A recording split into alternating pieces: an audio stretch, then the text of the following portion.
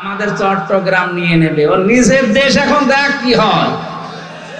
এমনি বর্ডারে আলু আর পেঁয়াজ পয়সা যাচ্ছে, এক কথা বলে না কেন? তাম দুনিয়া এখন প্রচার হচ্ছে যে সবচেয়ে বেশি মিথ্যা কথা বলে ভারত। মেন ঠেলা সামলাম। আপনার চীনের সাথে আপনার মিল নেই, পাকিস্তানের সাথে সাপে নেওয়ালে সম্পর্ক, আফগান আপনাদেরকে দেখতে পারে না, মায়ানমার দেখতে পারে না, এই যে ভুটান দেখতে পারে না, মালদ্বীপ দেখতে পারে না, শ্রীলঙ্কা দেখতে পারে না। বাংলাদেশের সাথে হালকা মিল ছিল কন্যা যতদিন ছিল, কন্যা নেই আর মিল। কন্যা তো চলে গেছে স্বামী স্ত্রীর সম্পর্ক বলে, কিন্তু ওনার সাথে তো কন্যার বিয়ে জায়েজ নেই। কথা বলে না কেন? উনি একজন মুশরিক না, উনি কি মুসলমান? আর ওনার মুসলমানি দেওয়া আছে, মুসলমানি দেওয়া নেই, ওনার সাথে আমরা মেয়ে বিয়ে দেবো কোন কারণে? আর দাদার এখন যা বয়স, এ বয়সে যদি মুসলমানি দিতে চায়, ওই পাকা সওয়ালের মুসলমানি দেবে কোন হাজাম? যে হাজাম মুসলমানি দিতে যাবে, আগা কেটে দিতে গোড়া কেটে বাদ দিয়ে দেবে। সাতা ওর বিয়ে করার সাত বিটে যাবে। আপনার চট্টগ্রাম নিয়ে নেবে। লক্ষ্মীপুর জেলার সদর থানার অন্তর্গত সোনাপুর মাদ্রাসা ময়দানে তাফসীরুল কোরআন মাহফিলের সম্মানধন্য সভাপতি জনাব আলহাজ আবু সাইদ মিয়াজি, প্রধান অতিথি জনাব আবুল খায়ের ভৈয়া, সাবেক সংসদ সদস্য বিএনপি লক্ষ্মীপুর 2। এটা সাবেক সংসদ কোনটা? এটাকে 8 সাল থেকে 24 সাল পর্যন্ত এর ভেতরে, এর আগে, ঠিক আছে। 8 থেকে 24 পর্যন্ত যারা নির্বাচনের নামে প্রহসন করে সাবেক এমপি সাবেক মন্ত্রী লেখে, এটা জায়েজ নেই, কারণ আমরা আপনাকে ভোট দেইনি। আপনি এতটুকু লিখবেন সাবেক চোর, যেটা সত্য সেটা লিখবেন। আরেকটা যদি বেশি ডিগ্রি দিতে চান লিখবেন সাবেক ডাকাত। ভোট ডাকাত, ভোট চোর, এদেরকে সাবেক এমপি সাবেক মন্ত্রী বলা হারাম। কোন কারণে বলা লাগবে? মানুষের অধিকার যারা নষ্ট করে, প্রকাশ্য এরা মানবতার দুশমন। আবার সাবেক এমপি সাবেক মন্ত্রী লিখতে চায়, যত টাকা নিয়েছেন এই 15.5 বছরে সব টাকা ফেরত দেওয়া। বিশেষ অতিথি জনাব ইঞ্জিনিয়ার নূর আজিজুর রহমান, জনাব ওয়াহিদুর রহমান, জনাব নজরুল ইসলাম।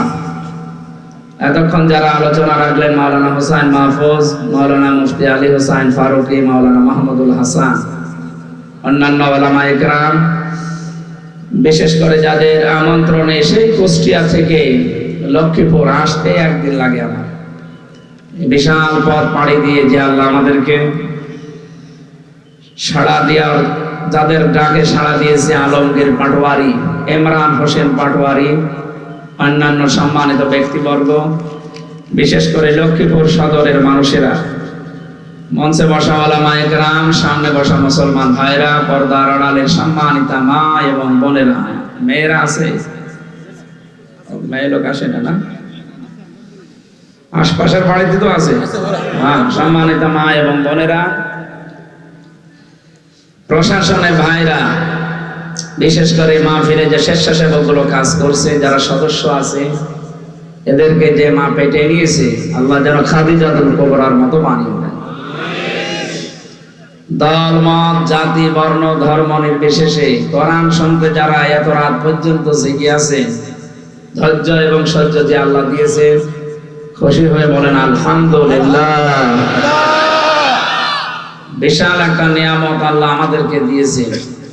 জগদ্দল পাথর বুকের উপর থেকে সরে গেছে। কয়েকদিন আগে মির্জা আব্বাস বিএনপির স্থায়ী কমিটির সদস্য, উনি ঘোষণা দেয়নি, ওনার অনুষ্ঠানে আমরা ছিলাম, বলছিল জীবনে যদি কিচ্ছু না পায় কোনো আফসোস নেই, হাসিনা চলে গেছে এইটাই শান্তি।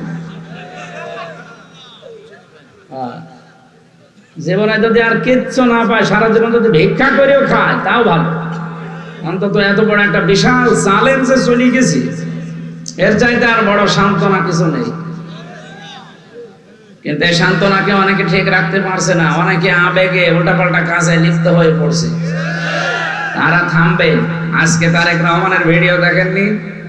এই যে সন্ধ্যা 7টায় একটা ভিডিও দিয়েছে, দেখেছেন আপনি?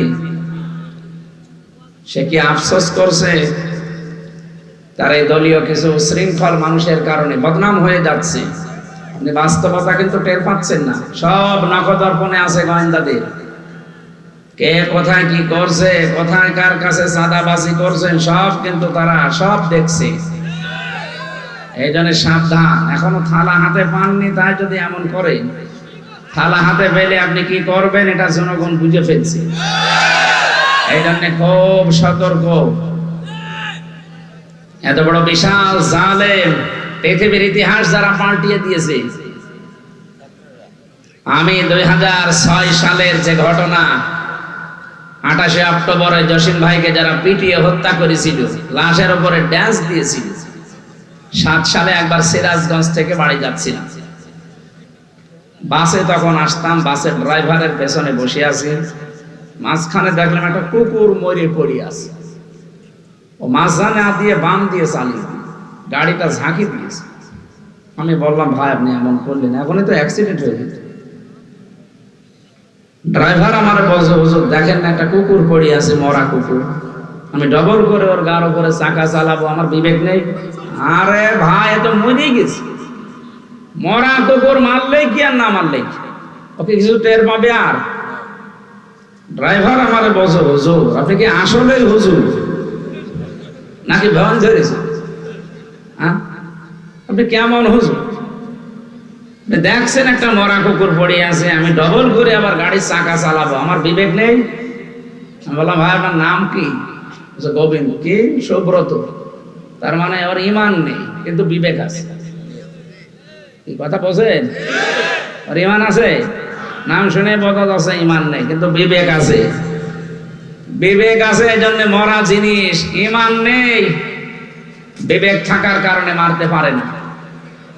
অথচ আমরা এদেশে মুসলমান দাবি করি, সৃষ্টির শ্রেষ্ঠ যারা আশরাফুল মাখলুকাত, এদেরকে আপনি পিটিয়ে মারার পরে লাশের উপরে ড্যান্স দিলে সবচাইতে মারাত্মক শাপলা চত্বরের ঘটনাটা। এর চাইতেও মারাত্মক ঘটনা ঘটিয়েছেন 2024-এর জুলাই আগস্টে। জীবিত মানুষকে বুকের সাথে গুলি লাগিয়ে হত্যা করার পরে ওটা আবার ভ্যানের উপরে তুলে দিচ্ছে, লাশ পুড়িয়ে দেবে। এই দৃশ্যগুলো এত তাড়াতাড়ি মানুষ ভুলে যায় কি করি?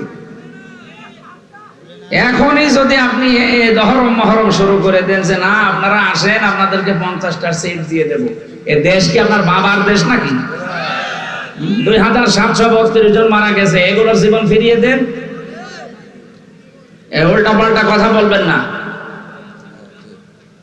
মৌলবাদের জিকির তুলেছিলেন কয়দিন? এই ধোয়া তুলেই তো 15.5 বছরে এই কোলাঙ্গার মহিলা আলেমদের সহ শুরু করে বহু মানুষকে জঙ্গি মিথ্যা মামলা দিয়ে জেল খাটিয়েছে, গুম করেছে, খুন করেছে, আয়না ঘরে রেখেছে। এই শুধু এই একটা ধোয়া তুলে তামাম দুনিয়া এখন আর বিশ্বাস করে না। প্রমাণ হয়ে গেছে জঙ্গি এটা একটা নাটক, এটা বানিয়েছিল নিজেদের স্বার্থে। তাদের ফাঁদে পা দিয়ে এখন অনেকে দেখছে এই নাটক আবার শুরু করেছে। জঙ্গি জঙ্গি কিসের জঙ্গি? মৌলবাদ বলেন আপনি। বাংলাদেশে যদি আলেমদেরকে, ইসলামপন্থী মানুষদেরকে কেউ জঙ্গি বলে চালাতে চায়, মৌলবাদ বলে, তার জন্মের ঠিক নেই। কারণ মৌলবাদ না হলে আপনি জন্ম জানিয়েছেন আপনার বাবা মার বিয়ে হওয়ার না হওয়ার মাধ্যমে। বিয়ে হওয়ার আগে যদি কেউ জন্ম নেয় ওটা চারজ না, আর বিয়ের পরেও জন্ম নিল বিয়ে হয়নি, তা আপনি এই কথা আর বলবেন না। মানুষ কিন্তু বুঝে ফেলছে যে আপনি কোন দিকে টান দিন। আশা করছে আপনার বিবেকে নাড়া দেবে। এরপরও যদি নাড়া না দেয় বুঝবো আপনি ওই জালেমের মতোই হয়ে গেছে। আমরা এই শব্দ ভবিষ্যতে আর কারো মুখে শুনতে চাই না। 96% মুসলমান এই দেশে, মৌলবাদ বললে যেখানে 96% খ্রিস্টান হিন্দু, ওখানে যান। সুতরাং আমারও জীবনের আশা আকাঙ্ক্ষা এই, কিচ্ছু যদি না পায় আর সারা জীবন যদি আমি ভিক্ষা করে খাই তাও আলহামদুলিল্লাহ। কারণ এতদিন যা ছিলাম, এই বাক শক্তিটা রুদ্ধ হয়েছিল, আমাদের কথা বলতে পারতাম না। এমনকি জালেমরা জেলখানায় এই 3টা বছর আমার গলা চেপে ধরেছিল, ওখানেও কথা বলতে দেয়নি। নামাজ পড়বো, নামাজ পড়তে পর্যন্ত দেয়নি। জামাত করতাম আমি আর মাওলানা মামুনুল হক, মাওলানা শাখাত হোসেন রাজি, এই 3 জন বলে না হবে না, একা একা নামাজ পড়া লাগবে। কি অত্যাচার করেছে, আর খাবার দাবার তো সব মন মতো ওদের। কত ফাঁসির আসামি 100-র উপরে মার্ডার করেছে। এই মানুষগুলো নিজেরা রান্না করে ভেতরে খায়, আর আলেমদেরকে ওরা ওই শুধু তেলাপিয়া আর পাঙ্গাস কাল খাস, তাও রান্না। 10,000 মানুষ এই ছেলে, এ আমার মনে হয় রান্না নয়, ঘাটের পানি নিয়ে এসে দেয়, খেলে খান, না খেলে রোজা রাখেন। ঘাত প্রতিঘাত সহ্য করে বহু কষ্ট জীবনে ওরা দিয়েছে এই 3টা বছরে। আল্লাহ রাব্বুল আলামিন আমাদেরকে আবার মুক্ত জীবনে ফিরিয়ে দিয়েছে। খালাকাল ইনসান আল্লামাহুল বায়ান। আল্লাহ বলেন আমি মানুষ বানিয়েছি, আর কথা বলা আমি শিখিয়েছি। এই যে কথা বলতে পারছি, আমার এই কণ্ঠের এই জায়গা থেকে 27টা ধাক্কা লাগছে, এরপর একটা কথা তৈরি হচ্ছে। 27টা স্তর পার করে একটা কথা তৈরি হয়, আর জালেমরা সেটা আটক করে রেখেছিল এতদিন। অন্তত এখন যেহেতু ছাড়া পেয়েছি, কণ্ঠ এখন খোলা। যাদের কণ্ঠ এরকম খোলা আছে বলেন আলহামদুলিল্লাহ। দরুদ আর সালাম পড়ছি আমাদের নবী, মানবতার মহান শিক্ষক মুহাম্মদুর রাসূলুল্লাহ সাল্লাল্লাহু আলাইহি ওয়াসাল্লাম, যার উম্মত হতে পেরে আমরা খুশি নাকি? এখন উম্মত আছেন কিনা এটা তো আবার জানা লাগবে, আন্দাজে খুশি হলে হবে? আপনি উম্মত আছেন কিনা এটা কোরআনে কারীমকে জিজ্ঞাসা করেন।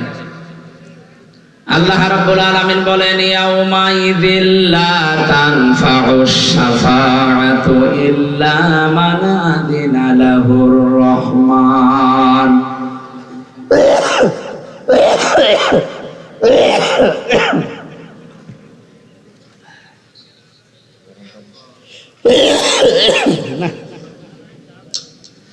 কাশিটা তো বন্ধই হচ্ছে না, কি ঝামেলা। গরম পানিতে কি হবে?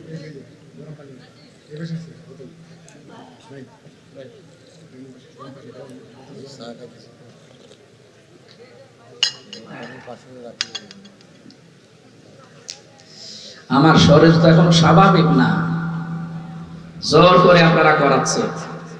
তাও আজকে জোর করে করে 3টা হয়ে গেল। মাওলানা আবু নসর আশরাফি নিয়ে গিয়েছিল সে হাজীগঞ্জে, ওই যে কুমিল্লা সেই সন্ত হোটেলের মালিক নিয়েছিল দুপুর বেলা, আর এই যে এখানে শরীরে কভার করছে না, এরপর জোর করে আপনারা তুলে দিচ্ছেন যে হুজুর মরে মরুক, বাসে বাসুক।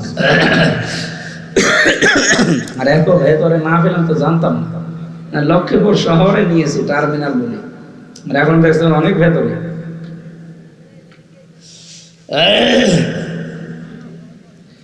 64 জেলায় আমার মনে হয় এক এক জেলায় 2টো করে দিলেই হয়ে যায়। আমাদের যে হারে মানুষ হয় এখন মাহফিলে, এক এক জেলায় সামনে বছর মনে করছে 2টা 3টার বেশি আর দেওয়া যাবে। শরীর তো বাঁচাতে হবে, 3টা বছরে ওরা তোমার রেখে তাহলে নষ্ট করে ফেলেছে।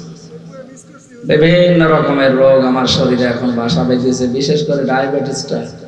আমার মাথার এই সাইডটা হালকা ড্যামেজ হয়ে গেছে, মনে থাকতে চাই না। বহু তথ্য 3 বছরে ভুলে গেছি।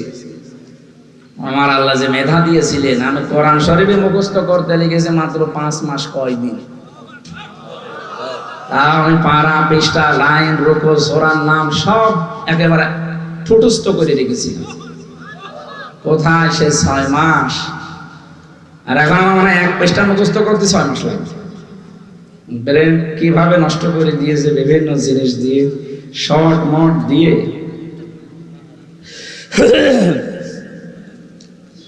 আল্লাহ রাব্বুল আলামিন আমার মনে হয় ভেতরে যেহেতু 3টা বছর খালি কোরআন শরীফ ছিল বলে বেঁচে ছিলাম, তাছাড়া বহু মানুষকে আমি মরে যেতে দেখেছি। জেলখানায় মানুষ যারা মরে টেনশনে মরে, অথচ কোনো কাজ নেই, কোনো কাজ নেই, কাম নেই, খালি বসে বসে খাবেন আর থাকবেন, ঘুমাবেন, তারপরও মানুষ মরে যায়। টেনশনেই মানুষ মরে যায়।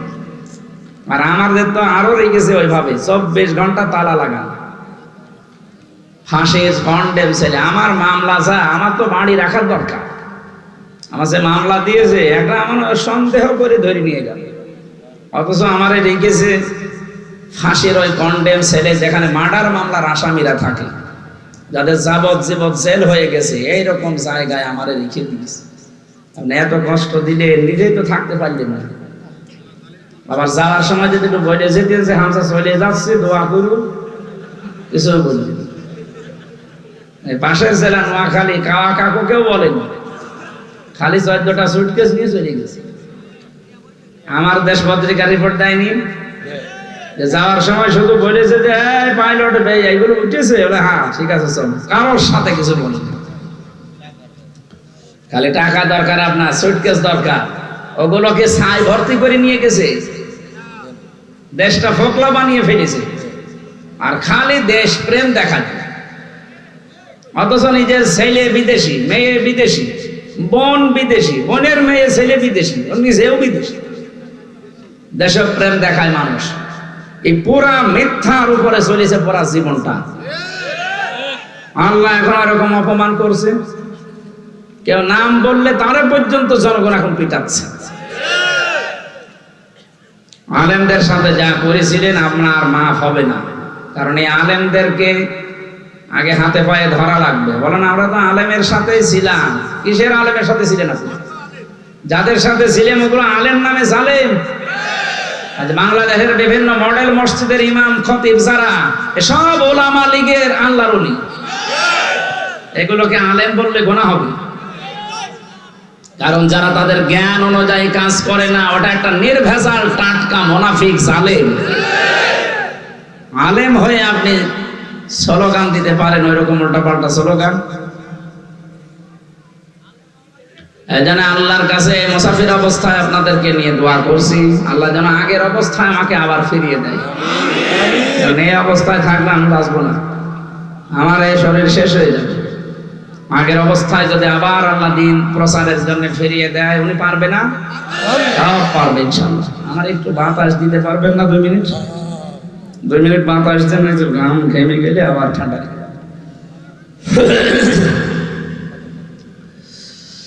লক্ষ্মীপুরবাসী মুহাম্মদ রাসূলুল্লাহর উম্মত হওয়ার জন্য এখানে আল্লাহ 2টা গুণ দিয়েছেন।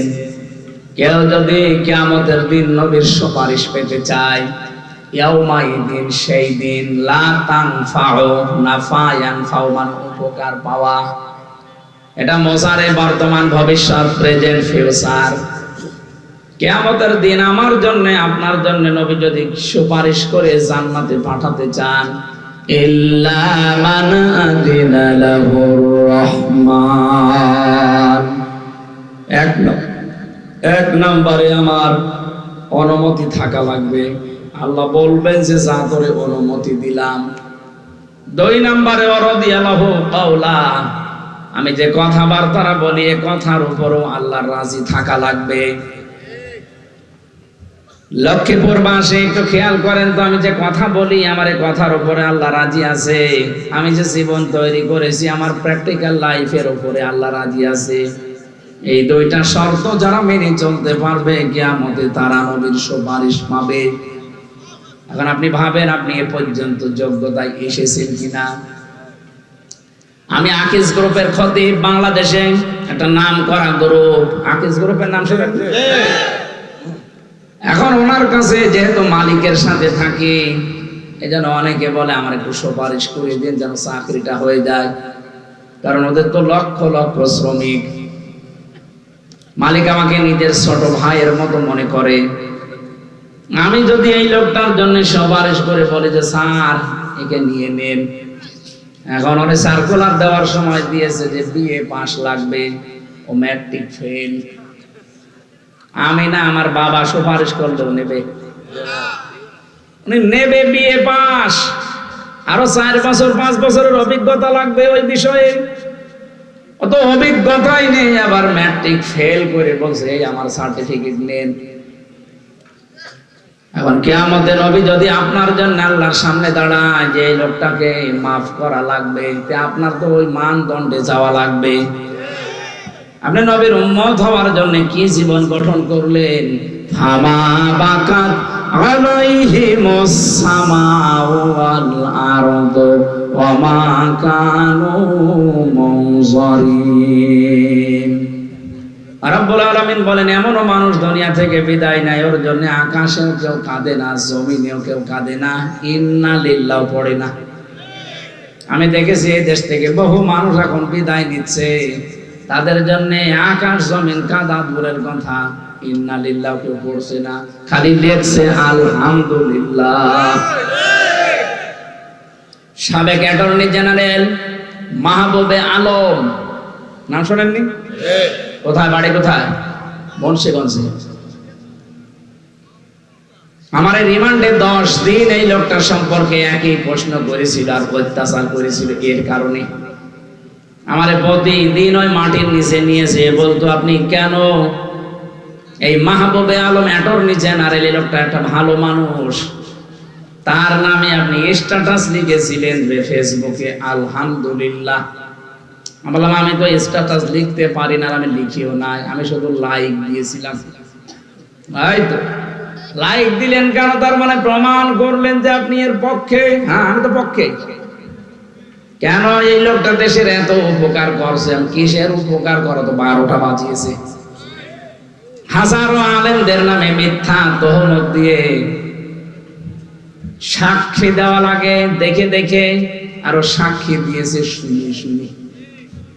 জন্ম 75 সালে, সাক্ষী দিয়েছে 71 সালে। কথা বলে না কেন? দেশকে ইসলাম শূন্য করার জন্য, ইসলামপন্থী মানুষদেরকে বিদায় করার জন্য যতগুলো ষড়যন্ত্র হয়েছিল, তার ভেতরে অপরাধ ট্রাইব্যুনাল এটা একটা বানানো। এই জন্য সালাউদ্দিন কাদের চৌধুরী ফাঁসির মঞ্চে দাঁড়িয়েও বলেছিল, এই ট্রাইব্যুনালটা যেন নষ্ট করবা না। উনি মনে হয় বলেছিল এই কথা, যে আমি দেখতে পাচ্ছি এই ট্রাইব্যুনালে এই হাসিনার বিচার হবে, তাই হচ্ছে। খাপের খাপ, মমতাজের বাপ, মিলে গেছে একদম। এখন পৃথিবীর একটা ইতিহাস হয়ে থাকবে গণহত্যার দায়ে যদি এই মহিলাকে ফাঁসি দেওয়া যায়। কারণ আজ পর্যন্ত বাংলাদেশে কোনো মহিলার ফাঁসি হয়নি। এটা দিয়ে যদি আরম্ভ হয় তাহলে আমি রোজা রাখবো। কি মানে একটা দুইটা মানুষ না, 2732 জন মানুষ হত্যার সাথে জড়িত। শুধু 24-এ 13 সালের দিকে তাকান, 6 সালের দিকে তাকান, আমার মনে হয় সারাটা জীবনে শুধু মানুষ হত্যার সাথে মিটেছিল। আমার ফাঁসি চাই বীর মুক্তিযোদ্ধা মতিয়ার রহমান রিন্টু, এই লোকটার লেখা পড়লাম পুরাটা। উনি যা লিখেছে, আপনি যদি এখন পুরাটা বই পড়েন, এখনই গালি দেওয়া আরম্ভ করবেন। সে বাংলায় গালি দেবেন। নিষিদ্ধ ছিল তো বইটা এতদিন, এখন খুলে দিয়েছে, প্রায় লোকই দেখছি কেনছে আর পড়ছে। ওদের মনোভাব পুরা পাল্টিয়ে যাচ্ছে। আজকেও সকালবেলা এই বইটা শুধু পড়ে একজন মসজিদ পড়ে আগুন লাগিয়ে দিয়েছি। কি ভাই এটা বলছেন? হ্যাঁ, আমি এতদিন জানতাম না যে এত মানুষ হত্যা করলে নাকি ওই দিন একটু আনন্দ পেত বেশি হয়েছে। একটা মানুষ একটা জীবন তৈরি করতে পারেন না, আর হত্যা করে আপনি উল্লাস করেন।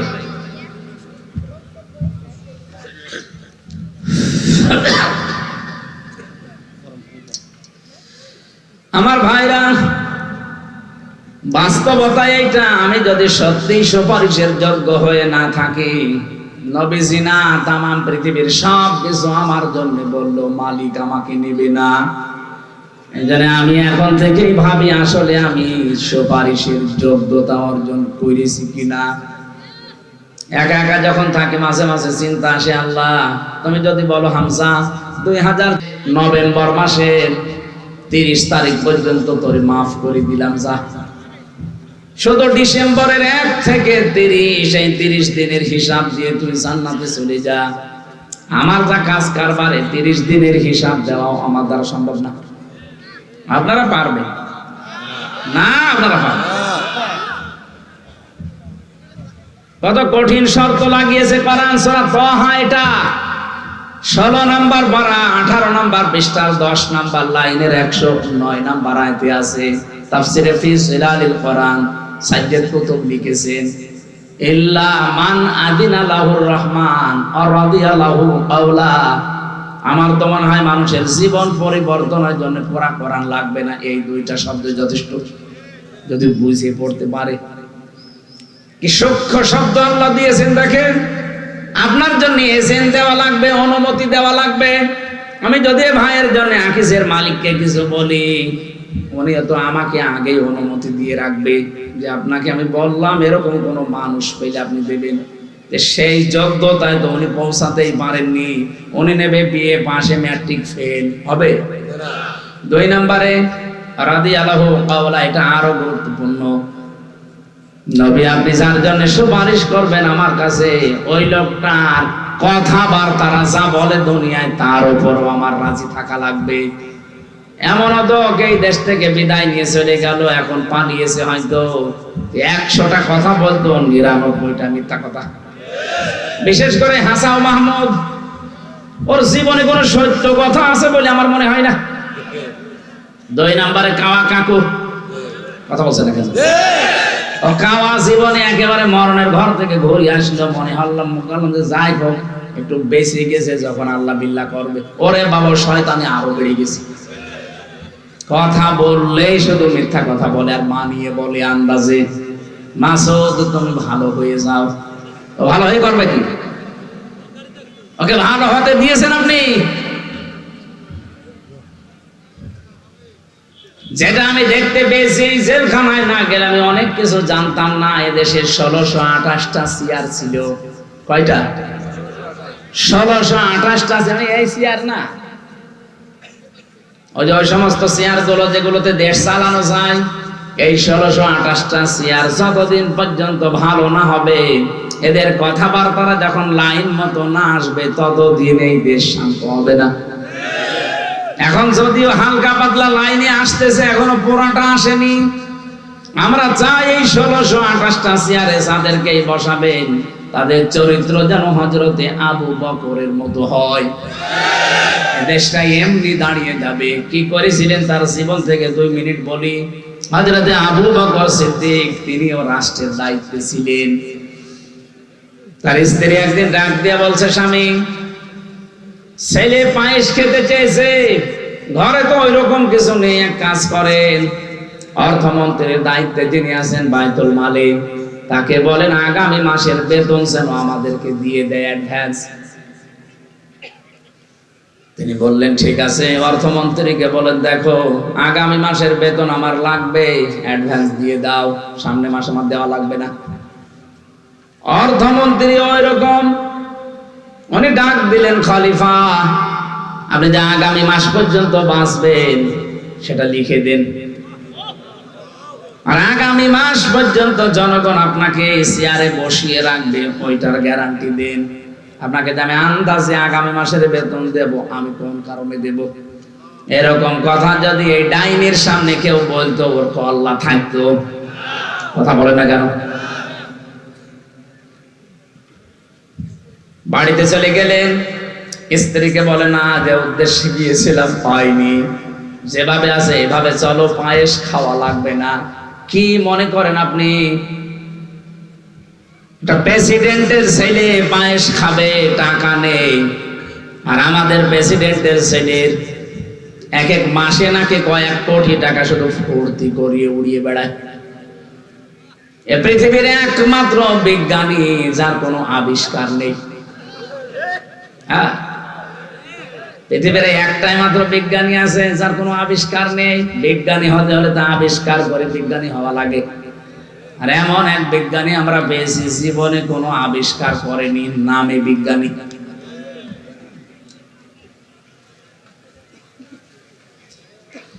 লক্ষ্মীপুরবাসী, বিএনপি যারা করেন তাদেরকে আমি আহ্বান জানাচ্ছি, আপনার চরিত্র জিয়াউর রহমানের মতো তৈরি করেন। ভাঙ্গা বাক্স একটা প্রেসিডেন্ট, আপনি কোথায় আছেন? কার আদর্শ মেনে আপনি রাজনীতি করেন? আমি তো কিছু বুঝি না। আমার সাথে তো তারেক জিয়া সাহেবের পিএস ছিল 3 বছর আমার পাশে, তার বন্ধ ছিল গিয়াসউদ্দিন মামুন, আজ 14 বছর ছেলে।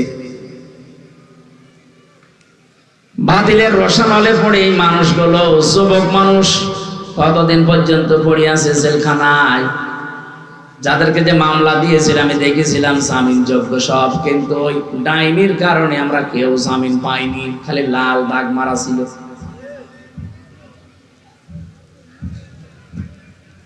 যারা আজ নাম ভাঙিয়ে চলতে চাচ্ছেন, না আপনি কিন্তু মুনাফিকি করছেন আপনার নিজের সাথে।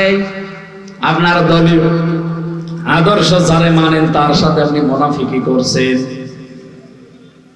জিয়াউর রহমানের জীবনী আমি পুরাটা পড়েছি, ওই তার সাথে তো আপনার মিল পাই না। তার নিজের জামা ছোট হয়ে গেলে ছিঁড়ে কেটে তারেক রহমানের আর আরাফাতের জামা বানিয়ে দিত। আর আপনি কি দল করেন যে আপনার জামার অভাব হয় না? মানতে হলে যে লোকটা করেছে তার মতো করেন, আপনি দাম পাবেন। আজ পর্যন্ত বঙ্গবন্ধুকেও হত্যা করা হয়েছে, জিয়াউর রহমানকেও হত্যা করা হয়েছে, কিন্তু বঙ্গবন্ধুর নামে কেউ শহীদ বলে ডাকে না, অথচ জিয়ার নাম শুনলেই মানুষ বলে শহীদ জিয়া। এমনি বলে। আরাফাতের ময়দানে যান, লক্ষ লক্ষ হাজী সাহেবেরা তার জন্য অন্তত একবার হলেও দোয়া করে, কারণ মাথার উপরে যে ছায়াটা পায় ওই ছায়ার আবিষ্কারক জিয়াউর রহমান। নিম গাছ লাগিয়েছিল, লক্ষ লক্ষ নিম গাছ লাগিয়ে দিয়েছে। আমি অত কয়বার গেলাম, সেখানে যাওয়ার পরেই এমনি অটোমেটিক আমার মুখ দিয়ে দোয়া চলে আসে, আল্লাহ তুমি যাই করো শহীদ জিয়াকে মাফ করে দিও, কারণ তার কারণে আজকে আমরা একটু ছায়া পাচ্ছি। কত লক্ষ হাজিরা যায় সেখানে, সবাই কিন্তু এই দোয়াটা করে। আর আরাফাতের ময়দানের দোয়া 100 ভাগ কবুল হয়। সুবহানাল্লাহ বলতে পারেন না? আপনি এরকম কিছু কাজ করে তো দেখাবেন মানবতার জন্য।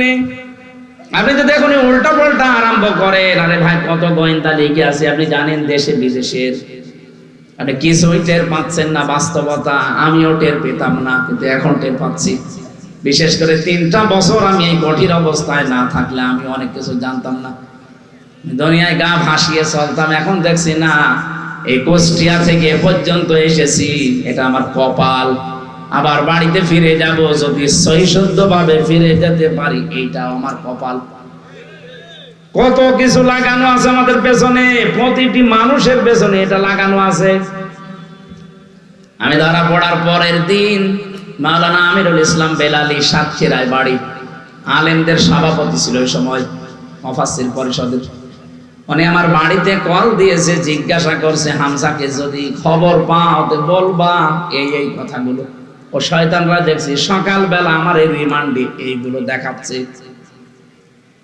আশ্চর্য তো, কোথায় কে কোন নাম্বারে কল দিয়েছে সেটা পর্যন্ত সব রেকর্ড করা সারা। আমি যদি একটু উল্টা পাল্টা মিথ্যা বলবো না, ওইগুলো আমারে দেখি আগে। ওই সময় বলেছি, বসে বুঝেছিলাম যে কি অবস্থায় আছে আমরা। বিশেষ করে বাটন মোবাইলে যারা কথা বলে, এই বাটন মোবাইলে কথা বলা আর থানায় বসে বসে কথা বলা একই। বলে হোয়াটসঅ্যাপ রেকর্ড হয় না, কে বলেছে রেকর্ড হয় না? সবগুলো রেকর্ড হয়। এই জন্য গোয়েন্দা নজরদারি দিয়ে লেখে দেশের 18 কোটি মানুষে আছি, দেশি এবং বিদেশি। তাম দুনিয়ায় যে ভয়েস অফ আমেরিকা, মাইক্রোসফট, এগুলো খ্রিস্টানরা আর ইহুদিরা চালায়। আপনি দেখেছেন কি কি রিপোর্ট এখন বের করছে। ভারত এতদিন আমাদের পেছনে মিথ্যা তথ্য ছড়িয়েছে, প্রপাগান্ডা চালিয়েছে যে বাংলাদেশের সংখ্যালঘু নির্যাতন হয়, এটা দাহা মিথ্যা কথা। পৃথিবীতে এখন 257টা দেশ আছে, সবচাইতে বেশি সংখ্যালঘু নির্যাতনের তালিকায় আছে ভারত। আর যত মিথ্যা তথ্য ছড়ানো 1 নম্বরের তালিকায় ভয়েস অফ আমেরিকা দিয়েছে, এটাও ভারত। দেখেন নি মলম সাংবাদিক হকার এরকম মিথ্যা কথা বলে। 3 দিন আগে পঞ্চগড় এবং মাগুরা থেকে 2 জন মহিলা গেছে তাদের হাতের চিকিৎসা করাবে। ওই মলমের ভাই আছে আর একজন, ও বলছে আপনি বলেন যে বাংলাদেশে আপনার মেয়েকে রেপ করা হয়েছে, ওই দেশে পূজা পার্বণ করা যাচ্ছে না, আমরা পালিয়ে চলে এসেছি, আপনি এটা বলেন, আমরা বিশ্ব মিডিয়ায় ছড়িয়ে দেই।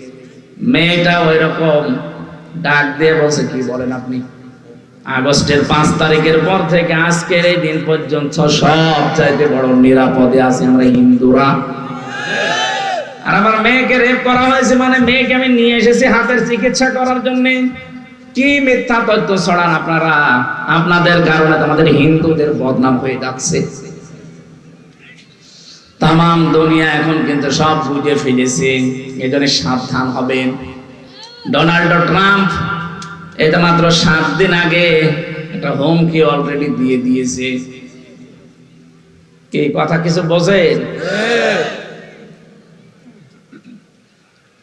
কারণ 2 জন খ্রিস্টান যুবতী মেয়েকে ভারতের মাটিতে উলঙ্গ করে হাঁটিয়েছেন এই উগ্রপন্থী হিন্দুরা। ডোনাল্ড ট্রাম্প একজন খ্রিস্টান, সে চাঁতে মাতাল হলো, তাহলে ঠিক আছে। তার কিন্তু ইগোতে লিখেছে, সে অলরেডি ঘোষণা দিয়েছে জানুয়ারির 20 তারিখে আমার শপথ। শপথটা নেওয়ার পরে দেখেন আমার মেয়েকে, আমার বোনকে, আমার মাকে যারা উলঙ্গ করে ঘুরিয়েছে রাস্তায় বিশ্ব রোডে, আমি তাদেরকে ছাড় দেব না। 16 লাখ ভারতীয় আছে, এগুলো সব ফেরত পাঠাবো। আমার মনে হয় দাদার এখন ধুতি খুলে যাবে। ওরা আমাদের চট্টগ্রাম নিয়ে নেবে, ওর নিজের দেশ এখন দেখ কি হয়। এমনি বর্ডারে আলু আর পেঁয়াজ পয়সা যাচ্ছে, এক কথা বলে না কেন? তামাম দুনিয়া এখন প্রচার হচ্ছে যে সবচেয়ে বেশি মিথ্যা কথা বলে ভারত। মেন ঠেলা সামলাম। আপনার চীনের সাথে আপনার মিল নেই, পাকিস্তানের সাথে সাপে নেওয়ালে সম্পর্ক, আফগান আপনাদেরকে দেখতে পারে না, মায়ানমার দেখতে পারে না, এই যে ভুটান দেখতে পারে না, মালদ্বীপ দেখতে পারে না, শ্রীলঙ্কা দেখতে পারে না। বাংলাদেশের সাথে হালকা মিল ছিল কন্যা যতদিন ছিল, কন্যা নেই আর মিল। কন্যা তো চলে গেছে স্বামী স্ত্রীর সম্পর্ক বলে, কিন্তু ওনার সাথে তো কন্যার বিয়ে জায়েজ নেই। কথা বলে না কেন? উনি একজন মুশরিক না, উনি কি মুসলমান? আর ওনার মুসলমানি দেওয়া আছে, মুসলমানি দেওয়া নেই, ওনার সাথে আমরা মেয়ে বিয়ে দেবো কোন কারণে? আর দাদার এখন যা বয়স, এ বয়সে যদি মুসলমানি দিতে চায়, ওই পাকা সওয়ালের মুসলমানি দেবে কোন হাজাম? যে হাজাম মুসলমানি দিতে যাবে, আগা কেটে দিতে গোড়া কেটে বাদ দিয়ে দেবে। সাতা ওর বিয়ে করার সাত বিজে যাবে। এখন চট্টগ্রাম নিয়ে নেবে। আমির জামাত ডক্টর শফিকুর রহমান হাফিজাহুল্লাহ ঘোষণা দিয়েছেন না, এদেশের চট্টগ্রাম না, 1 ইঞ্চি না, হাফ ইঞ্চি জমিনের দিকে নিয়ে নেওয়া তো দূরের কথা, যদি কেউ চোখ তুলে তাকায় তার চোখ উপড়িয়ে ফেলা হবে ইনশাআল্লাহ।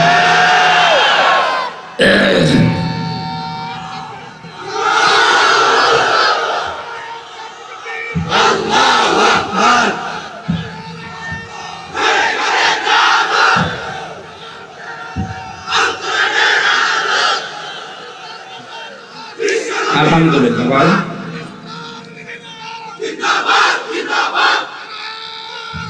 এই কথা বলতে দেন, সময় এমনিতে চলে যাচ্ছে, কথা বলতে দেন। এটা আর আগস্টের 5 তারিখের আগে নেই, এ দেশ পাল্টিয়ে গেছে। এখন চলছে ডিসেম্বরের 30 তারিখ। কালকে রাতের পরে আমাদের শুরু হবে নতুন বছর। কিন্তু আমরা একটা সাবধান বাণী উচ্চারণ করছি। কুষ্টিয়াতে আজকে মাইকিং হয়েছে যে খ্রিস্টানদের দেওয়া, হিন্দুদের দেওয়া এই 31 নাইট উদযাপন করা মুসলমানের দেশে চলবে না। কুষ্টিয়াতে এমনি একটা সাংস্কৃতিক রাজধানী, সেটা সেখানে যদি ঘোষণা আসতে পারে এই নোয়াখালী, কুমিল্লা, ফেনী, চাঁদপুর, লক্ষ্মীপুর, এটা তো মুসলমানের আঁকড়া, আলেমদের জেলা এগুলো। আমরা সারা দেশে তাই জানি যেটা আলেমদের শহর। এই কথা বলো না কেন? আপনারাও নিষিদ্ধ করে দেবেন এই জেলায় যেন এই খ্রিস্টানদের কালচার পালন না হয়। অনেক যুবক কিন্তু এটা পালন করার জন্য টাকা পয়সা অনেকে গুছিয়েছে, ফুল দেবে প্রেমিকাকে। কিসের প্রেমিকা? বিয়ের আগে প্রেম করা জায়েজ আছে, খালি ফুল দেওয়া জায়েজ আছে। 31 নাইট এটা হিন্দুদের খ্রিস্টানদের কালচার। আজকে তওবা করেন না, যা করেছিলাম আর সামনে কোনোদিন করব না। এই 4-5 জেলা তো আমার ধারণায় আসে না। আমরা এখান থেকে ইসলাম নিয়ে আমরা পালন করি। সারা বাংলাদেশের 64 জেলা জানে, কুমিল্লা, নোয়াখালী, ফেনী, চাঁদপুর আর লক্ষ্মীপুর, এই 4-5টা জেলা আলেমদের শহর। এখানে ইসলামের চর্চা বেশি হয়। ইসলাম কোন ইসলাম এটা 31 নাইট পালন করা? ওদিন যদি পালন করতেই হয় রাত 12টার পরে তাহাজ্জুদে দাঁড়াবেন, অন্তত 4 রাকাত 8 রাকাত 12 রাকাত তাহাজ্জুদ পড়ে কঠিন একটা সেজদায় পড়ে থাকবেন আধা ঘন্টা 1 ঘন্টা। বলবেন আল্লাহ বিগত জীবনে যাই করেছি অন্তত সামনের বছরটা আমি তোমার পথে চলতে চাই। এইটা 31 নাই, এটাই ভাবে পালন করা যাবে না। ঠিক আছে, আলহামদুলিল্লাহ। আমি নবীর উম্মত হওয়ার জন্য আমি সহ যারা আসলাম আমাদের যোগ্যতা যেন ওই পর্যায়ে যায়, নবী যেন আমাদের দিকে দেখেই বুঝতে পারে না এটা আমার উম্মত ছিল। আল্লাহ আমাদেরকে কবুল করুন, আমিন। আমরা আজকে তেলাওয়াতকৃত আয়াত সূরা মায়েদার 8 এবং 9, এই দুইটা আয়াতের সাবজেক্ট হচ্ছে ন্যায় বিচার। কি বিচার? ন্যায় বিচার। আমরা কোরআনে কারীম থেকে তাফসীর আকারে কথা শুনতে চাচ্ছি। সূরা মায়েদা 120টা আয়াত আছে, 16টা রুকু আছে। আমরা পড়েছি মাত্র 2টা আয়াত, এক আয়াতের তাফসীর করব 8 নম্বর আয়াতে। আমার বিষয় কি বললাম? বলেন। কিয়ামতের ওই কঠিন ময়দানে কোন নামাজীকে, কোন রোজাদারকে, কোন দানশীলকে, কোন পর্দাওয়ালা মহিলাকে আল্লাহ আরশের ছায়ায় স্থান দেবে, বলেন না? বলেছে ওই মানুষকে আমি স্থান দেব যে দুনিয়ায় ন্যায় বিচার কায়েম করতে পারে।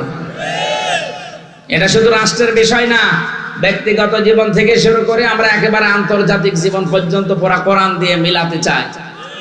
এই চলে যাচ্ছেন মানে? আমার এখানে বসিয়ে রেখে চলে যাচ্ছেন কেন? প্রসাব পায়খানা আর বিড়ি খাওয়ার নেশা লাগলে যাবেন না, অনেকে আবার নেশা আছে। আপনাদের চট্টগ্রাম বিভাগ না এটা? এই বিভাগের জন্য তোমার বিড়ির মাসলা আলাদা। এই এলাকার ইমামও বিড়ি খায়, যদিও এখানকার নাই, চট্টগ্রামে আমি পেয়েছি। আলী শহরে আমি নিজে দেখেছি ইমাম সাহেব বিড়ি খাচ্ছি। এই ভাই বছর অসুবিধা নেই, মা করুন। সিলেটে আরো বেশি খায়। এটা আমাদের খুলনা বিভাগে বাড়ি, আমার খুলনা বরিশাল, এই 2 বিভাগের মানুষ বিড়ি না। ইমাম সাহেব, মুয়াজ্জিন সাহেব, খাদেম, রাস্তা মসজিদ ঝাড়ু দেয়, সেও যদি বিড়িখোর হয় তারও রাখবে না।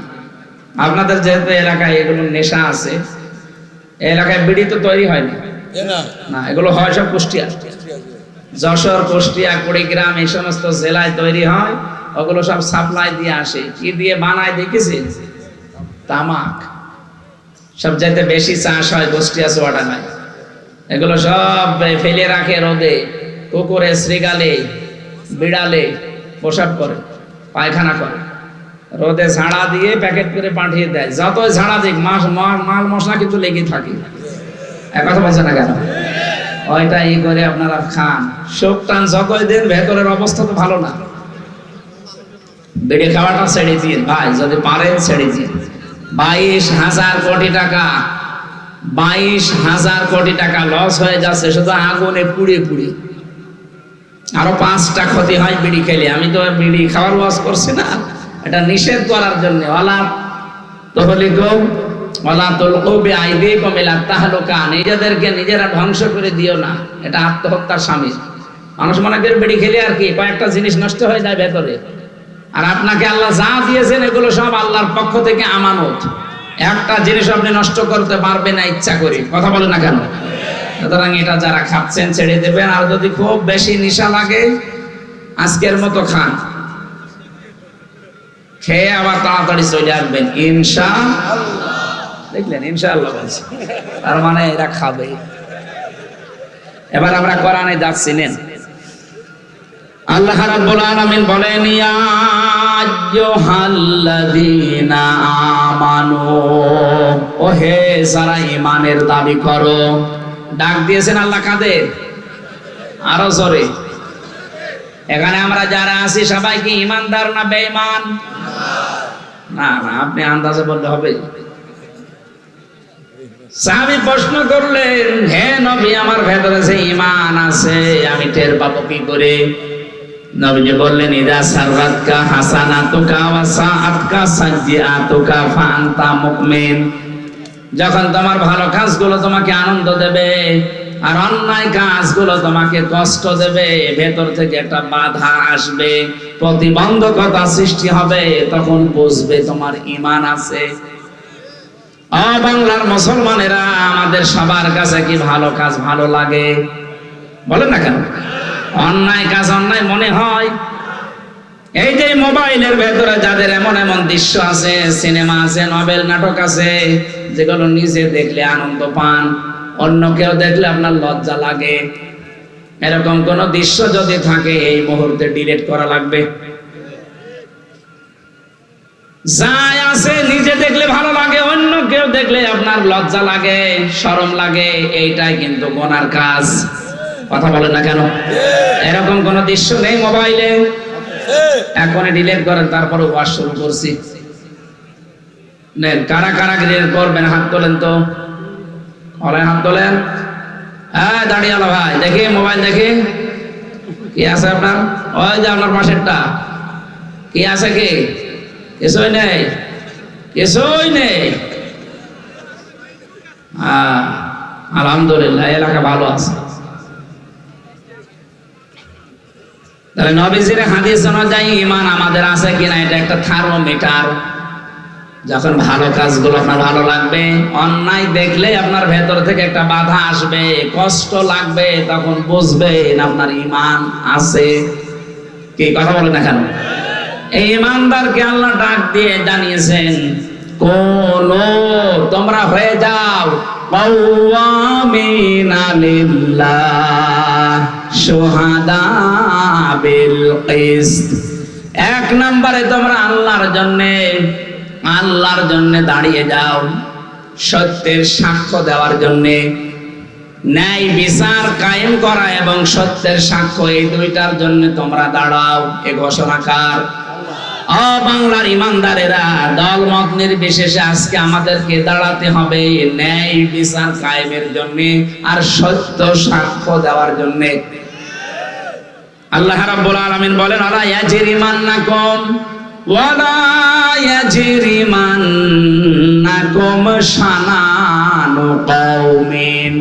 ওরা কোরআন শরীফের যত আয়াত আমি তাফসীর পড়েছি, এইটা আমার কাছে সবচাইতে ভয়ের আয়াত। আপনি হয়তো এখনো বোঝেননি আল্লাহর বক্তব্যটা, ওয়ালা ইয়াজরিমান্নাকুম শানানু কওমিন। কোন ব্যক্তি, কোন দল, কোন গোষ্ঠী, কোন জাতি তাদের উপরে রাগান্বিত হয়ে তাদের উপরে যেন অবিচার করবা না। হিংসার বশবর্তী হয়ে কোন ব্যক্তি, কোন পরিবার, কোন সমাজ, কোন দল, কোন জাতি, কোন গোষ্ঠী এদের উপরে হিংসার বশবর্তী হয়ে রাগ করে কোন অবিচার চাপিয়ে দিবা না। এ ঘোষণাকার। অথচ আমি আমার মনে হয় এই 54 বছরে এইটাই দেখতে পাচ্ছি। একটা লোকের উপরে রাগ আছে, রাগ তুলতে গিয়ে ন্যায় বিচার না অবিচারের একেবারে সর্বশেষ জায়গায় পৌঁছিয়ে যাচ্ছে। এই আয়াতটা কিয়ামতে অনেকের বিরুদ্ধে দাঁড়াবে আমার মনে হয়। বিশেষ করে যে মহিলা নিজের রাগকে কন্ট্রোল করতে না পেরে একটা মানুষের উপরে, একটা ব্যক্তির উপরে, একটা দলের উপরে রাগ করে তাদেরকে শেষ করে দেওয়ার জন্য অবিচারের একেবারে শেষ পর্যায়ে চলে গেছে। আরে ভাই, আমার নামে যদি কেউ রাজাকারের মামলা দেয়, এটা শয়তানও বিশ্বাস করবে? ওসি আমারে ডাক দিয়ে বলছে, হুজুর আপনি আসেন না কেন? আমাদের কাছে নির্ভরযোগ্য সূত্রে খবর এসেছে যে আপনি রাজাকার। আমি বললাম যে ভাই আপনি আমারে দেখেছেন কোনোদিন সরাসরি? বলছে না, আমি একটা হিন্দু মানুষ। তবে একটা হিন্দু মানুষ, আমাকে তো দেখেননি সরাসরি, কোন কারণে এটা বলেন? তারা এসেছিল কয়েকজন জব্বার পাগড়ি মাথায় দিয়ে, তারা এসে বলল আপনি নাকি কুষ্টিয়ার চিহ্নিত রাজাকার। বললাম আমার বয়স এখন 33 বছর, আমার 92 সালে জন্ম। আমার বাবা ওই সময় হয়েছে কিনা আল্লাহ ভালো জানে। আমার বাবার মনে হয় এখন 55 বছর হবে। 55 বছরের বাবার বয়স, আমার বয়স 33, আমার মা আরো মনে হয় 4-5 বছরের ছোট হবে আমার বাবার। তাই আমার বাবারই তো ওই সময় বিয়ে হয়নি। কথা বলে না কেন?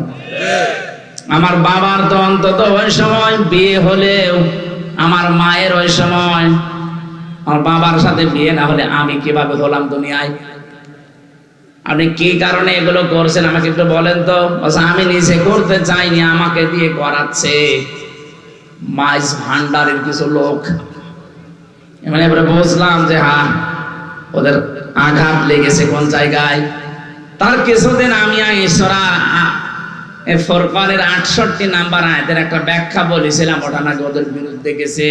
ওয়াল্লাযীনা লা ইয়াদউনা মা'আল্লাহি ইলাহান আখার। রব্বুল আলামিন বলেন সাবধান, আল্লাহকে যারা ডাকো তার সাথে অন্য কাউকে জুড়ে দিবা না। এই কথা বুঝতেছেন? আল্লাহকে যারা ডাকে তার সাথে অন্য কাউকে যারা ডাকবে, ইউদাফ লাহুল আযাব, তাদের শাস্তি ডবল হবে। কয়টা? আরো জোরে। অথচ যে কুমিল্লা, ব্রাহ্মণবাড়িয়া, চাঁদপুর এই সমস্ত জেলাতে আমরা দেখি জিকির করে আল্লাহ, কিছুক্ষণ পরে ইয়ালি বাবা, কেল্লা বাবা, ফতে বাবা। এক কথা বলছেন না? আপনি কোথায় পেয়েছেন আল্লাহর সাথে কেল্লা বাবা, ফতে বাবা বলা লাগবে? যারা করে এগুলো, ওই কথাগুলো কোরআন দিয়ে তুলে ধরলে যেহেতু ওদের ব্যবসা বন্ধ হয়ে যায়, মানুষ বোঝে যে তো ভণ্ড। কারণ এই কাজ করলে শাস্তি পাওয়া লাগবে ডবল। নিজেরাও জাহান্নামে যাচ্ছে, আমাদেরকেও সাথে নিয়ে যাচ্ছে। আবার নাম নিয়েছে সুন্নি। কিসের সুন্নি? আপনি বেদাতি। কারণ ইসলামের ভেতরে নতুন একটা জিনিস আবিষ্কার করেছেন, কেল্লা বাবা, ফতে বাবা, শালি বাবা, দয়াল বাবা। এক কথা বলছে না? ওরা যদি জাহান্নামে যেতে চায় যাক, অন্তত আমরা যারা সচেতন কোনদিন আর এরকম উল্টা পাল্টা জিকির, আরো জোরে বলেন, ওরা এই কারণে ওসির কাছে নালিশ দিয়েছিল যে উনি পীর মাশায়েখ মানে না। কিসের পীর মানি না? পীর মানে উস্তাদ, শিক্ষক। তার কাছে আমি কিছু জানার জন্য যাব, তার গা পা টিপা লাগবে, উল্টা পাল্টা জায়গায় হাত দেওয়া লাগবে। কোথায় পেয়েছেন আপনি? অনেকে খেদমত করতে করতে বউ পর্যন্ত দিয়ে আসে, যুবতী মেয়ে দিয়ে আসে। আরে ভাই, আপনার বউ দিয়ে আপনি পীরের গা টিপান, আল্লাহর ওলি মনে করি। পুরা শরীরের ভেতরে এমন জায়গা আছে যেখানে হাত লাগলে মরা মানুষ জিন্দা হয়ে যায়। ও যদি এখন চিন্তা হয়ে পড়ে। বাংলাদেশে 48,000-এর উপরে দরবার, অধিকাংশ দরবারে ইসলাম নেই, সবগুলো বানানো ইসলাম চলছে। আর আমার কুষ্টিয়াতে তো একটা আছে আল্লাহর ওলি লালন শাহ। বিভিন্ন মানুষ এই সমস্ত এলাকা থেকে বাস ট্রাক ভরে ভরে যাচ্ছে। সারা দেশ মিলিয়ে আপনি যেই কয় মন গাঁজা না পাবেন, তার চাইতে বেশি গাঁজা পাওয়া যায় লালনের মাজারে। কারণ বাংলাদেশের ভেতরে একটাই নিরাপদ জায়গা যেখানে পুলিশ পাহারা দিয়ে গাঁজা খাওয়ায়। আর আপনারা আন্দাজে ওখানে যান, তওবা করবেন। আওয়াজ যারা শুনতে পাচ্ছেন যে জীবনে অন্তত ওখানে যাবেন না। প্রকাশ্য জেনা, ব্যভিচার আর এই গাঁজা খাওয়া প্রকাশ্য, কিচ্ছু বলে না, লাইসেন্স করা আছে।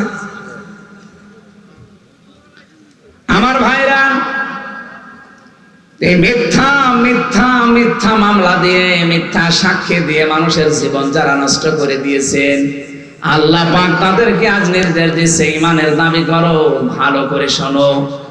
দাঁড়িয়ে যাবে না এই বিচার কায়েমের জন্য। ওই লোকটা যদি নিজের নিকট আত্মীয় হয়, তারপরও তার ছাড় দেওয়া যাবে না। কারণ অধিকাংশ আগের উম্মত যারা, ওই মানুষগুলো গরিব মানুষরা যদি অন্যায় করতো, একেবারে 100 বিচার করতো। আর ধনী মানুষেরা, পাওয়ারফুল মানুষের, টাকা পয়সাওয়ালা মানুষের ছেলেরা মেয়েরা, তারা নিজেরা অন্যায় করলে তখন আর কিছু বলতো না। এটা ঠিক 2008 থেকে 24 পর্যন্ত এইরকমই চলেছে। যদি বিরোধী দলের কেউ কিছু করে, 5 থেকে জুন খসে 14টা মামলা হয়ে যায় তার নামে। আর নিজের দলের লোক যদি আকাশও খেয়ে ফেলে, কোনো অসুবিধা নেই। এ পাশের জেলা চাঁদপুর, এখানে সেলিম নামে এক বালু খেকো ছিল না, চাঁদপুরে না, আমার সাথে ছেলে ছিল। আমি দেখেছি এই লোকটার আচরণ কি। ওখানে যে মানুষগুলো কয়েদি আছে তাদেরকে পর্যন্ত পিটাতে যেত। কোথায় আছে এখন জানি না, মনে বের হয়েছে, মরে গেছে। ও, গণপিটুনিতে মরেছে, আলহামদুলিল্লাহ। আচরণ খুব খারাপ, ভেতরে থাকতে চালিয়েছে। আওয়ামী লীগ করতে মনে হয় না, শয়তান ভেতরে যাও, শয়তানি করছে। আল্লাহর ওলি লোক হবে। আমার ভাইরা, আমার আয়াতের মূল কথায় যাচ্ছে, আমরা আজকে থেকে যে যা করুক আমরা দাঁড়িয়ে যাব সত্য প্রতিষ্ঠা করার জন্য। আরে পৃথিবীতে সবচাইতে বড় সত্য হচ্ছে আমার আল্লাহর কোরআন। এটা প্রতিষ্ঠার জন্য আপনাকে দাঁড়াতে হবে, কেউ না থাক আমি একাই দাঁড়িয়ে যাব। কার জন্য দাঁড়াবো? আল্লাহ বলেছেন লিল্লাহি, আমি আল্লাহর জন্য দাঁড়াবি। আপনি তাকান তো নবীজির জীবনের দিকে, তামাম দুনিয়া একদিকে আর বিশ্ব নবী একা একদিকে। কি কেউ গাছ পূজা, কেউ মাছ পূজা, কেউ আগুন পূজা, কেউ দুর্গা পূজা, কেউ দর্গা পূজা নিয়ে ব্যস্ত ছিল। আর নবীজি পুরা একা দাঁড়িয়ে বলেছেন লা ইলাহা ইল্লাল্লাহ, আমি কাউকে মানি না, যিনি সত্য ইলাহ আমি তাকে মানি। কারণ আমি দাঁড়িয়েছি কোন আমি আল্লাহর জন্য দাঁড়িয়েছি। বাংলার মুসলমানেরা এই আয়াত আমি 100% বিশ্বাস করি, 100% আমি বিশ্বাস করে যতদিন আমি মেনে নিয়েছি, আমি দেখেছি আল্লাহ আমাকে সাহায্য করেছে। সেই 13 সালে একবার, 11 সালে একবার আমাকে গ্রেফতার করেছিল এই আয়াতটার কারণে। কোরআনে কারিমের আয়াত ব্যাখ্যা করছিলাম ওই সময়, ইয়া আইয়ুহার রাসূল বাল্লিগ মা উনজিলা ইলাইকা মির রাব্বিক, হে রাসূল আপনাকে আমি যা নাযিল করেছি ওটা মানুষের কাছে প্রচার করেন। আমি তো আল্লাহর আয়াতের উপরে 100% বিশ্বাস করে শুরু করেছিলাম, কিন্তু ওই সময় একেবারে ভরা যৌবনদের আমার নামে মামলা দিল পুলিশের কাছে। যখন শিবির করে, শিবিরের রক কেটে বেড়ায় ক্যাডার, এটা যে একটা ডাহা মিথ্যা কথা আমার জীবন দিয়ে আমি প্রমাণিত। রক কাটা কারে বলে জীবনে কোনোদিন দেখি নাই, নামও শুনি নাই। অথচ ইসলামপন্থী এই মানুষগুলোর উপরে একটা মিথ্যা তহমত দিয়ে বাংলার মানুষ থেকে এতদিন আড়াল করে রেখেছিল জালেমরা। এখন অনেকে আবার জালেমদের পক্ষ নিয়ে কথা বলছেন। এই বাংলাদেশে যদি সিগারেট বিহীন কোন ছেলে থাকে সেটা শিবিরের ছেলে, আমি গ্যারান্টি দিচ্ছি। আপনি বলেন, এরা টেন্ডার বাজি করে না, সাদা বাজি করে না, সিগারেট খায় না, ডাল খায় না। বিশ্ববিদ্যালয়ে তা আমিও পড়েছি। এই মানুষগুলো সকালে উঠে দেখতাম কোরআন পড়ছে, লালন শাহ হলে আমি ছিলাম। আর অন্য দলের ছেলেদেরকে দেখেছি সকালে উঠে কুলি করছে লাল পানি দিয়ে। লাল পানি বোঝেন? আমার এই চোখ দিয়ে দেখেছি মাস্টার্সে ক্লাস নিচ্ছে, মাস্টার্সে ক্লাস নিচ্ছে। এই কি কমনে তাকান আপনি? আমি ইশারা দিচ্ছি না, বললাম লাগবে না।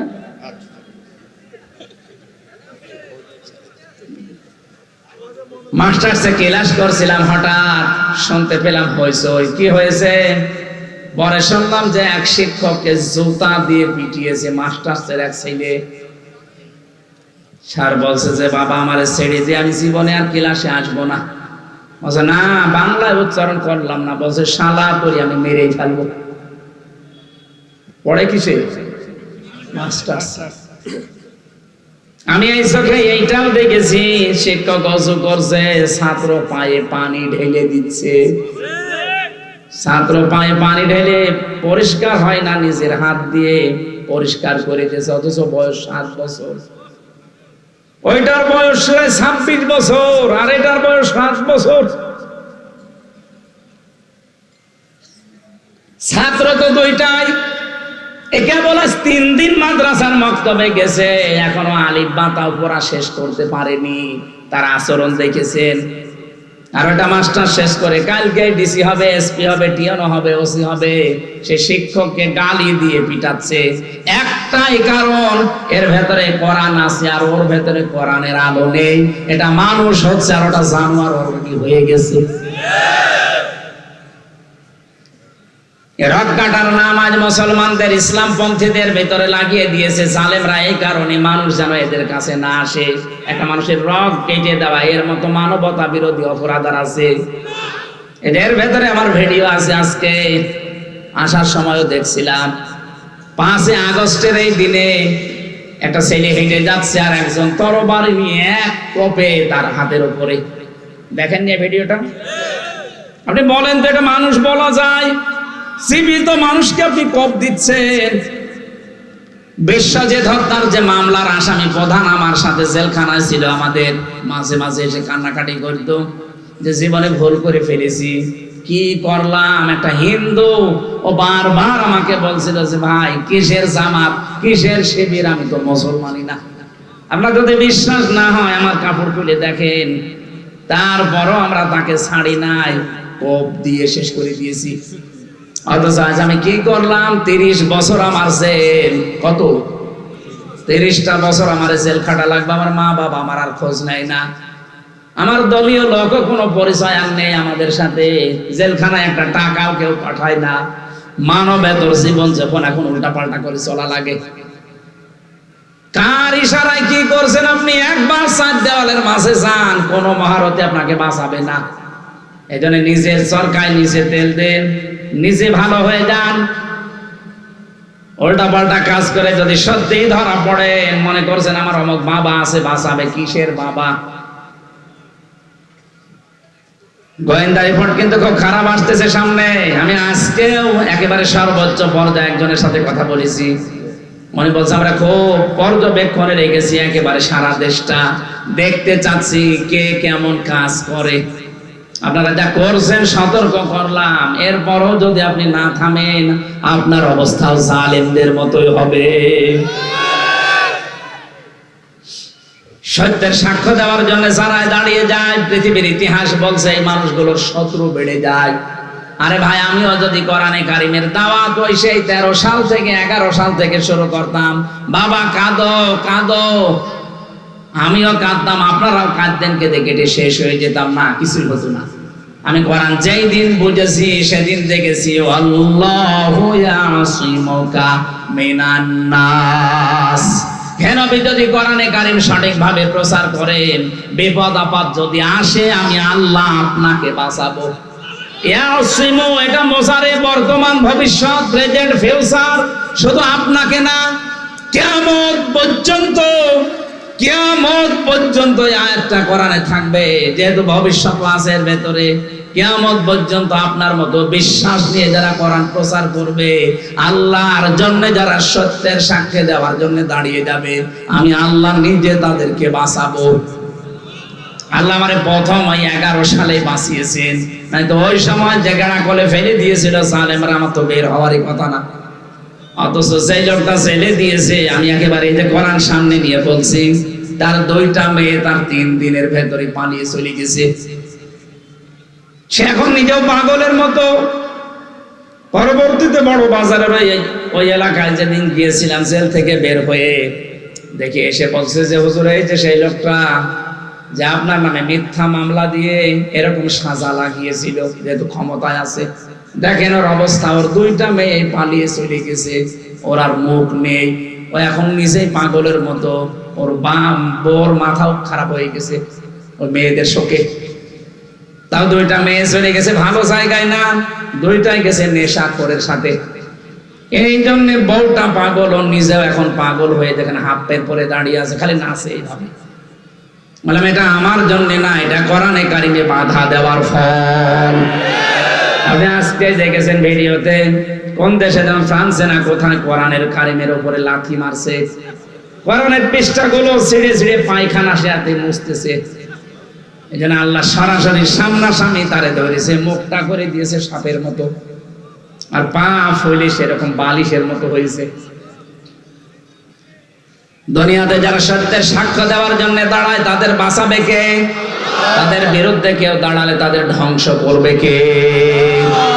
এজন্য কোন ব্যক্তি, কোন গোষ্ঠী, কোন দলের উপরে রাগ করতে গিয়ে আপনি যেন অবিচার করে না ফেলেন। এই জন্য তো বারবার আমরা সাবধান হচ্ছি, যে যতটুকু অপরাধ করেছে তারা শাস্তি দেন, তার শাস্তি যেন অন্য কেউ না পায়। ন্যায় বিচার কায়েম করো। এইটাই হচ্ছে দুনিয়ায় তাকওয়ার নিকটবর্তী জায়গা। আমরা মনে করি তাকওয়া মানে বিশাল জব্বা গায়ে দিয়ে, পাগড়ি মাথায় দিয়ে, হাতে তসবিহ নিয়ে শুধু সুবহানাল্লাহ পড়া। কে বলে তাকে? তাকওয়া শব্দের শাব্দিক অর্থ হচ্ছে আপনাকে ওই কাজের জ্ঞান এবং যোগ্যতা অর্জন করে সুচারুরূপে আঞ্জাম দেওয়া লাগবে। তাকওয়া কি বোঝা গেছে? তাকওয়ার ব্যাখ্যা প্রায় 19টা আছে। 1 নাম্বার ব্যাখ্যা, আল্লাহর নিষিদ্ধ কাজগুলো ঘৃণা ভরে ছেড়ে দেওয়া। তাকওয়ার 2 নাম্বার ব্যাখ্যা, আপনি যেখানে যেই কাজে লাগবেন ওই কাজের শিক্ষা এবং প্রশিক্ষণ নিয়ে ওই কাজটা সুচারুরূপে আঞ্জাম দেওয়ার নাম তাকওয়া। আমি খোলাখুলি বলছি, এই দেশে যারা ইসলাম কায়েম করতে চায় তারা কিন্তু এই তাকওয়া অর্জন করার জন্য 100 ভাগ কাজ করছে। আপনি যে কোনো বিভাগে দেখেন, চিকিৎসা বিভাগ, শিক্ষা বিভাগ, আদালতে, আইনে, প্রশাসনে, যেখানেই দেখবেন শুধু লোক তৈরি করা না, লোককে তৈরি করে শিক্ষা দিয়ে প্রশিক্ষণ দিয়ে ওই জায়গা যেন দুর্নীতি মুক্ত করা যায়, এভাবে 100 ভাগ কাজ চালিয়ে যাচ্ছে। এটার আরবি নাম তাকওয়া। ন্যায় বিচার যদি কায়েমে না হয় এদেশে তাকওয়া বলে কিছু থাকবে না। কারণ ইউদিলু, ন্যায় বিচার কায়েম করো, হুয়া আকরাবু লিত্তাকওয়া, আকরাবু ইসমে তাফসীর, এইটাই নিকটবর্তী পন্থা তাকওয়ার। আত্তাকুল্লাহ, আল্লাহকে ভয় করো। কেন আল্লাহ আবার পরে আত্তাকুল্লাহ দিলেন? হে বাংলার মুসলমানেরা,